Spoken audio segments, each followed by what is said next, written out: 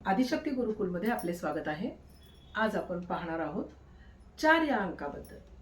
4 हा अंक तुमच्या जन्मतारखेत असेल, मोबाईल नंबरमध्ये असेल, भाग्यांक असेल, मूलांक असेल, कुठेही जरी 4 असेल तरी 4 हा राहू महाराजांचा अंक असल्यामुळे जीवनामध्ये नेहमी तुम्हाला संघर्ष करावा लागतो।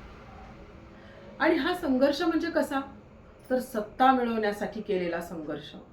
तुम्हाला जगातलं सगळं काही हवंय, प्रेम, पैसा, धनसंपत्ती, ज्ञान सगळं काही तुम्हाला हवंय आणि म्हणून तुम्ही खरं तर खूप प्रयत्न करत असता।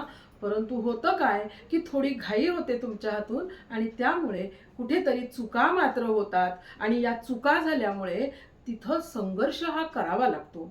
एकदा चूक होते, दोनदा होते, तीनदा होते, अशा अनेक वेळा चुका होतात, पण तुम्ही अत्यंत चिकाटीनं काम करणारी माणसं असतात। संघर्ष करायला तुम्हाला आवडतो, तुम्ही एकच गोष्ट पुन्हा पुन्हा करता आणि शेवटी मात्र योग्य ते उत्तर तुम्ही मिळवता। तुम्हाला जीवनामध्ये जे जे हवं आहे ते तुम्ही मिळवता आणि म्हणूनच 4 हा अंक जरी संघर्षाचा असला तरी सुद्धा जीवनात तुम्हाला सर्व काही मिळतं आणि तुम्ही राहू महाराजांप्रमाणे अत्यंत बुद्धिमान असता। एकच गोष्ट टाळा, ती म्हणजे कृपया चुका करू नका।